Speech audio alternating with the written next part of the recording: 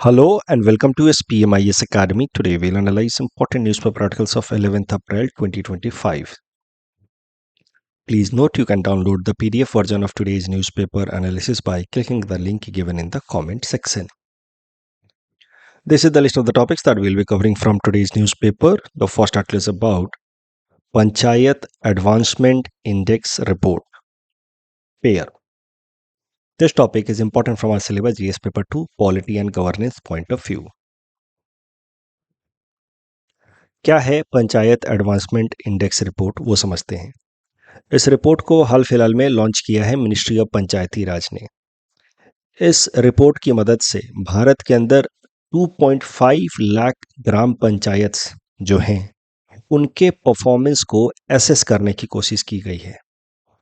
Total 9 अलग अलग themes के बेसिस पे भारत के ग्राम पंचायत को एसेस करने की कोशिश की गई है। ये जो 9 थीम्स हैं इनको कहा गया है localisation of sustainable development goals. तो जो 17 सस्टेनेबल डेवलपमेंट गोल्स हैं SDGs, उनको फिर कॉम्पैक्ट करके ग्राम पंचायत के परफॉर्मेंस को मेजर करने के लिए नए थीम्स बनाए गए 9 और उन 9 थीम्स को कहा गया है लोकलाइज्ड सस्टेनेबल डेवलपमेंट गोल्स। और उस लोकलाइज सस्टेनेबल डेवलपमेंट गोल्स में अलग अलग ग्राम पंचायत कैसा परफॉर्म कर रहे हैं उसके बेसिस पे उनको फिर स्कोर दिया गया है। ये जो 9 थीम है under this panchayat advancement index report वो ये हैं: poverty free and enhancement, enhanced livelihood panchayat, healthy panchayat, child friendly panchayat, water sufficient panchayat, clean and green panchayat, panchayat with self sufficient infrastructure, socially just and socially secured panchayat, panchayat with good governance, women friendly panchayat. तो इन 9 themes पे पंचायत को, ग्राम पंचायत को फिर score दिया गया है। These 9 themes are known as LSDG. They have been developed by Ministry of Panchayati Raj as per its National Indicator Framework. इन 9 theme के अंतर्गत टोटल 435 इंडिकेटर्स हैं। Out of this 435, 331 are mandatory, जिस पे अलग अलग ग्राम पंचायत को अपना अपना स्कोर बताना ही है, अपना अपना परफॉर्मेंस रिपोर्ट सबमिट करना ही है, while 104 आर ऑप्शनल। अब करंट न्यूज ये है कि मिनिस्ट्री ऑफ पंचायती राज ने पहली बार panchayat assessment index report publish की है for the year 2022-23। This is for the first time such report has been published, and Gujarat has emerged as the best performing state as far as its gram panchayats are concerned, followed by Telangana. सबसे बेहतरीन गुजरात का performance रहा है। इसमें क्या किया गया है कि ग्राम पंचायत को स्कोर दिया गया है और साथ ही साथ उनको ग्रेड भी दिया गया है। तो 5 ग्रेड में ग्राम पंचायत को बांटा गया है। ए प्लस में उन्हीं ग्राम पंचायत को रखा जाएगा जिनका स्कोर 90% से ज़्यादा हो। अनफॉर्चुनेटली कोई भी ग्राम पंचायत A+ स्कोर नहीं कर पाया। No gram panchayat is in this A+ category या 90+ स्कोर। इसको कहा गया है अचीवर्स कैटेगरी। फिर है front runner category, that is A grade. उसमें स्कोर होना चाहिए बिटवीन 75 to 89। और इसमें अलग अलग स्टेट्स के ग्राम पंचायत हैं, बट सबसे ज़्यादा जो जिस स्टेट से ग्राम पंचायत इस लिस्ट के अंदर है, इस ग्रेड के अंदर है, वो है गुजरात। तो उस बेसिस पे हम लोग कह रहे हैं कि Gujarat is best performing, followed by Telangana. Gujarat followed by Telangana. यहाँ देखिए तेलंगाना। तो इसको कहा गया फ्रंट रनर कैटेगरी। फिर है परफॉर्मर कैटेगरी, B ग्रेड, जिसमें स्कोर होना चाहिए 60 to 74। इसके अंदर भी गुजरात सबसे आगे है, followed by Maharashtra and all. फिर है aspirant category, C grade, score should be between 40 to 59। इसमें बिहार, छत्तीसगढ़, आंध्र प्रदेश के ज़्यादातर ग्राम पंचायत से। And then there is D grade, जिसका स्कोर बिलो 40 होगा। इनको कहा गया बिगिनर्स कैटेगरी। इसमें भी कुछ ग्राम पंचायत से अलग अलग स्टेट्स के, बट देखिए गुजरात का कोई भी ग्राम पंचायत D कैटेगरी में नहीं है। और इसी कारण से कहा जा रहा है कि Gujarat is the best performing state as far as its gram panchayat performance in panchayat advancement index report is concerned. इस टॉपिक डिस्कशन के बेसिस पे ये प्रीलिम्स प्रैक्टिस क्वेश्चन है। Please attempt this question and submit the answer in the comment section. The next topic is about modernized command area development and water management. This topic is important from our syllabus GS paper 3 Indian economy point of view. इस topic को समझने से पहले एक बार जरा revise कर लेते हैं एक इरिगेशन रिलेटेड स्कीम के बारे में जिसका नाम है प्रधानमंत्री कृषि सिंचाई योजना। इस प्रधानमंत्री कृषि सिंचाई योजना was brought in the year 2015 and this scheme amalgamated included all the other existing irrigation related scheme of that time। Otherwise irrigation के लिए अलग अलग स्कीम चल रहे थे और वो आपस में फिर कोऑर्डिनेट नहीं कर पा रहे थे। सारे एग्जिस्टिंग स्कीम्स को आपस में एमलगेट किया गया under one heading in 2015 and that heading was प्रधानमंत्री कृषि सिंचाई योजना। अब प्रधानमंत्री कृषि सिंचाई योजना के अंतर्गत 4 कंपोनेंट रखे गए। एक्सेलरेटेड इरिगेशन बेनिफिट प्रोग्राम, इसके अंतर्गत लक्ष्य रखा गया कि जो भी ऑनगोइंग इरिगेशन प्रोग्राम्स या प्रोजेक्ट्स चल रहे हैं उनको फास्ट फॉरवर्ड तरीके से कंप्लीट किया जाए। AIBP, हर खेत को पानी। तो हर खेत को पानी कंपोनेंट के अंतर्गत ऑफ राष्ट्रीय प्रधानमंत्री Krishi Sinchai Yojana, the goal was to increase more and more areas, agricultural areas under irrigation facility and the ultimate goal is to have 100% coverage, कि भारत का हर एक एरिया जहाँ पे भी खेती होती है वहाँ पे इरिगेशन फैसिलिटी अवेलेबल कराया जाए। That is the goal of her खेत को पानी, 100% coverage for drop more crop. So this component of कृषि सिंचाई योजना aims at increasing water use efficiency, पानी का ज़्यादा से ज़्यादा एफिशिएंट यूज हो, वेस्टेज ना हो। तो इसके लिए फिर अलग अलग टेक्नोलॉजी जैसे कि drip irrigation and sprinkler irrigation का इस्तेमाल किया जाता है। ये आप जो इमेज देख रहे हैं this is an example of sprinkler irrigation. Drip irrigation में क्या होता है कि एक पाइप सा होता है, उस पाइप में छोटे छोटे होल्स होते हैं जहाँ से धीरे धीरे पानी ड्रिप करता रहता है and that water droplet directly goes to the roots of the plant, and this is how wastage of water because of evaporation या water logging does not happen। excessive water logging कब होती है? जब बहुत ज़्यादा पानी सप्लाई कर दिया जाए फॉर इरिगेशन पर्पस, उससे क्रॉप भी डैमेज हो सकता है और ग्राउंड जो है, एग्रीकल्चरल ग्राउंड जो है या सॉइल जो है वो भी सलाइन हो सकता है बिकॉज अंडरग्राउंड मिनरल जो है वो ऑन सरफेस आ जाते हैं। तो per drop more crop aims at increasing water use efficiency through new techniques and then watershed development. अलग अलग एरियाज में वाटर कंजर्वेशन और अलग अलग जो वाटर रिलेटेड रिसोर्सेज हैं जैसे पॉन्ड, रिवर्स, चैनल्स, उनको लिंक किया जाए, इसको कहा गया वाटर से डेवलपमेंट। और वाटर से डेवलपमेंट करने के लिए MG नरेगा के अंतर्गत लोकल वर्कर्स को रूरल एरियाज में काम दिया जाए, दैट इज द गोल। तो यहाँ पे कन्वर्जेंस कर दिया गया MG नरेगा के साथ प्रधानमंत्री कृषि सिंचाई योजना का। ये 4 कंपोनेंट है प्रधानमंत्री कृषि सिंचाई योजना के अंतर्गत। प्रधानमंत्री कृषि सिंचाई योजना, एक्सेलरेटेड इरिगेशन बेनिफिट प्रोग्राम, पर ड्रॉप मोर क्रॉप, वाटर से डेवलपमेंट एंड हर खेत को पानी। अब ये जो हर खेत को पानी कंपोनेंट है, इसके अंदर एक स्कीम चलाती है भारत सरकार या एक प्रोग्राम चलाती है भारत सरकार जिसका नाम है command area development and management. अब ये command area development and management एक इंडिपेंडेंट प्रोजेक्ट था which was launched in 1975, but जब प्रधानमंत्री कृषि सिंचाई योजना लाया गया साल 2015 में तो इसका चौथा कंपोनेंट हर खेत को पानी कंपोनेंट के अंतर्गत फिर command area development and management, water management को ऐड कर दिया गया। तो नाउ हर खेत को पानी component also has several projects under it. One of such project is command area development and water management. It has 2 components. Command area development and water management has 2 components. Structural intervention, तो अलग अलग जगहों पे irrigation related structures बनाए जाए, कहीं पे canal बनाए जाए, लिंक ड्रेन्स बनाए जाए, एंड नॉन स्ट्रक्चरल इंटरवेंशन जहाँ पे ग्रांट दिया जाए ताकि लोग जो हैं खुद ही अपने लिए इरिगेशन के फैसिलिटीज़ को डेवलप कर पाएँ, प्रॉपर ट्रेनिंग दी जाए ताकि वाटर यूज एफिशिएंसी बढ़े। अब करंट न्यूज़ ये है कि ये जो ongoing command area development and water management programme था, इसको अपग्रेड करने का फैसला किया भारत सरकार ने। तो union cabinet has now decided to modernise it and now it will be known as modernised command area development and water management. So this modernized command area development and water management, which is one component of Har Khet Ka Pani, it will focus on creating a modernized irrigation related network which will strengthen water supply network plus robust back-end infrastructure for micro irrigation. ये किया जाएगा, focus किया जाएगा under this modernised command area development and water management. इस topic discussion के basis पे prelims practice question है। Please attempt this question and submit the answer in the comment section. Next topic is about 3D printing of train stations in 6 hours. This topic is important from our syllabus GS paper 3 Science and Technology point of view.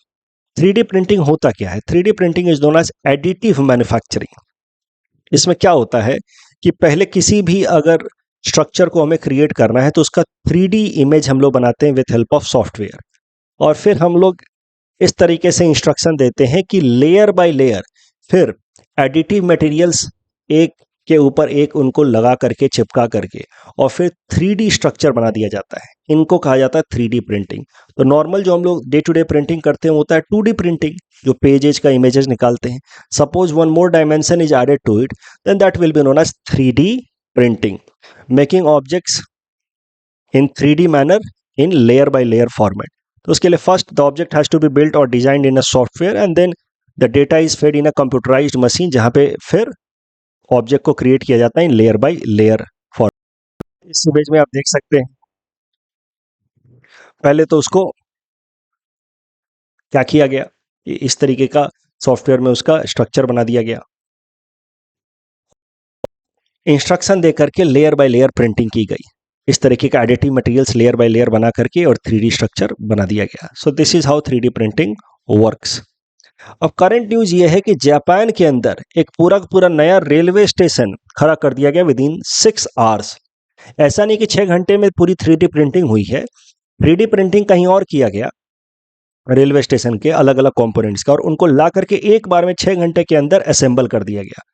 So the pre-printed parts which were made up of specialized mortars were assembled within 6 hours। और इसके साथ ही Japan में जो railway station है which is at Hatsushima which it was revamped within 6 hours। ये railway station पहले wooden का था, 1948 में बनाया गया था, इसको 6 घंटे के अंदर रिवैम्प कर दिया गया। जापान के लिए ये टेक्नोलॉजी बहुत सिग्निफिकेंट साबित हो रही है, आने वाले टाइम में बाकी देशों के लिए भी होगी।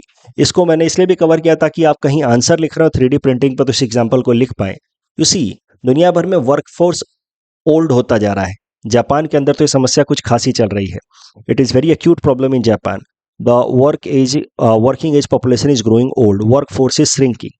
तो वहाँ पे maintenance work of several infrastructure including railway is getting hindered, is getting slowed because of unavailability of workforce।